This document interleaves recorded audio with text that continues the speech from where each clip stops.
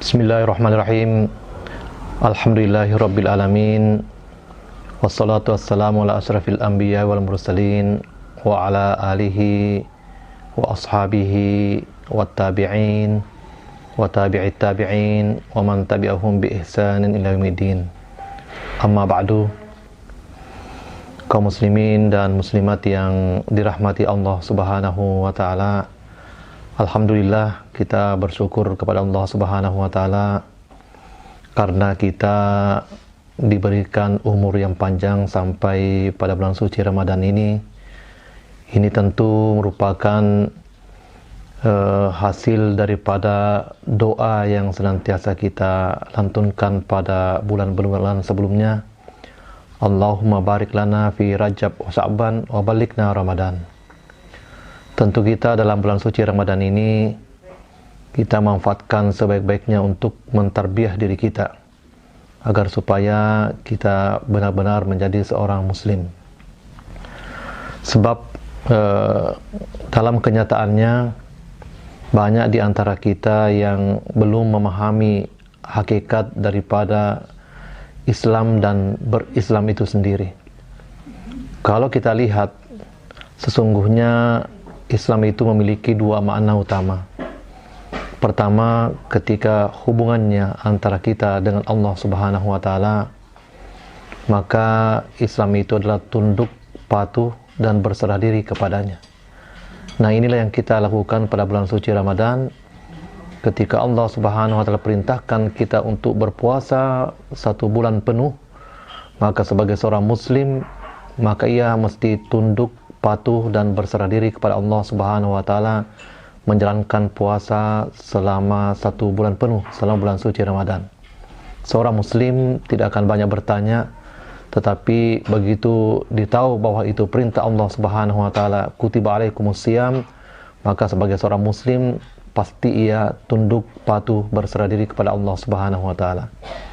Begitu pula ibadah-ibadah yang lain itu senantiasa mendidik kita sebagai seorang muslim yang dalam kaitannya dengan hubungan dengan Allah Subhanahu wa taala, maka kita adalah tunduk, patuh dan berserah diri kepada Allah Subhanahu wa taala. Ketika kita diperintahkan untuk mengeluarkan zakat, maka sebagai seorang muslim dia tidak akan berpikir panjang, seluruh hak-hak fakir miskin dan 8 bagian yang mesti menerima itu dikeluarkan dari harta bendanya. Begitu pula ketika kita memiliki kemampuan dan harta benda untuk melaksanakan ibadah haji, sebagai seorang muslim yang tunduk, patuh dan berserah diri kepada Allah Subhanahu wa taala, tentu dia akan niat untuk melaksanakan ibadah haji. Bapak dan Ibu yang dimuliakan Allah serta kaum muslimin yang berbahagia, pada bahagian kedua Islam itu adalah damai, assalam. Oleh karena Islam itu adalah dinus salam, agama kedamaian. Itulah sebabnya setiap kali kita salat, setiap kali pula kita mengakhiri salat kita dengan bacaan Assalamualaikum warahmatullah ke sebelah kanan, Assalamualaikum warahmatullah ke sebelah kiri, untuk menunjukkan bahwa kita sebagai seorang muslim, hubungan kita dengan sesama manusia dan makhluk-makhluk yang lain, maka kita adalah sebagai suatu pribadi yang salam, suatu pribadi yang damai. Itulah sebabnya Rasulullah SAW senantiasa memerintahkan kepada kita untuk senantiasa mengucapkan salam. Bahkan ketika Rasulullah SAW hijrah ke Madinah, suatu pesan monumental yang disampaikan oleh Rasulullah SAW di hadapan khalayak ramai, ya ayuhan nas, wahai sekalian manusia, afsus salam wa at'imut ta'am wa sallu wan nasu niyam tadkhul jannata bisalam. Wahai sekalian manusia, ada beberapa pesan Rasulullah sallallahu alaihi wasallam. Pertama adalah afsus salam, sebarkan itu kedamaian, sebarkan itu nilai-nilai keberislaman. Wa at'imut ta'am, biasakan untuk senantiasa memberi, biasakan untuk senantiasa mentraktir, biasakan untuk senantiasa memberi makan kepada orang lain. Biasakan pula untuk bangun salat di saat orang sedang tidur.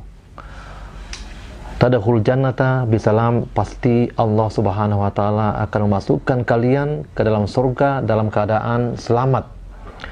Nah, di sini Yang namanya salam itu adalah suatu simbol bagi kita umat Islam bahwa kita ini adalah pribadi-pribadi yang damai terhadap diri kita, damai terhadap orang lain, damai dengan realitas kita, damai dengan Allah Subhanahu wa taala. Sebab dalam salam itu mengandung 3 doa sekaligus, yaitu Assalamualaikum warahmatullahi wabarakatuh. Yang pertama adalah kita mendoakan orang lain, makhluk-makhluk yang lain senantiasa selamat. Ya.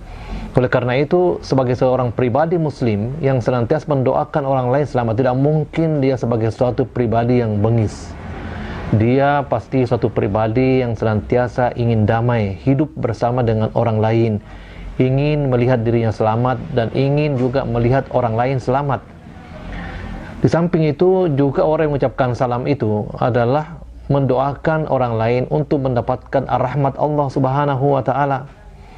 Bahkan yang ketiga, mendoakan orang lain untuk mendapatkan berkah.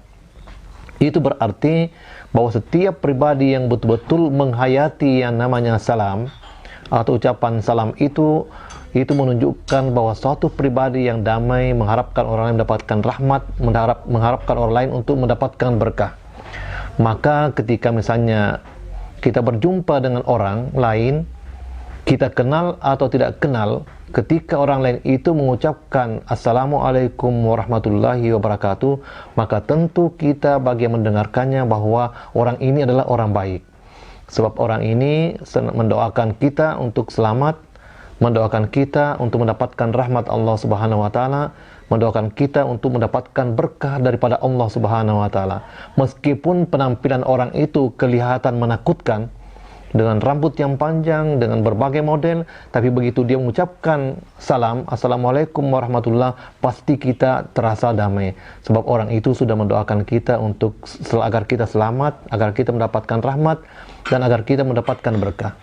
Begitu pula ketika kita berada di tengah-tengah orang lain, di mana orang lain tidak mengenal kita, kita datang, kemudian kita mengucapkan salam. Itu menunjukkan bahwa kita datang ini bukan dalam keadaan suatu keberingasan, bukan dalam sesuatu yang mengganggu orang lain.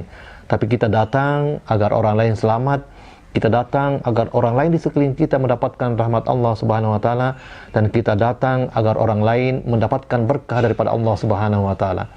Oleh karena itu, sebagai seorang pribadi muslim, kalau kita betul-betul memahami makna dan nilai-nilai Islam itu, yaitu dalam kaitannya kita dengan Allah Subhanahu wa taala sebagai suatu pribadi yang tunduk, patuh dan berserah diri kepadanya, dan ketika berkaitan dengan makhluk yang lain, terutama dengan manusia sebagai makhluk sosial, maka sesungguhnya adalah kita ini adalah pribadi-pribadi yang damai, ingin melihat orang lain selamat, ingin berdamai dengan pribadi kita, berdamai dengan realitas kita, berdamai dengan orang lain, berdamai dengan Tuhan kita, berdamai dengan segalanya, sehingga tercipta suatu kehidupan yang betul-betul indah.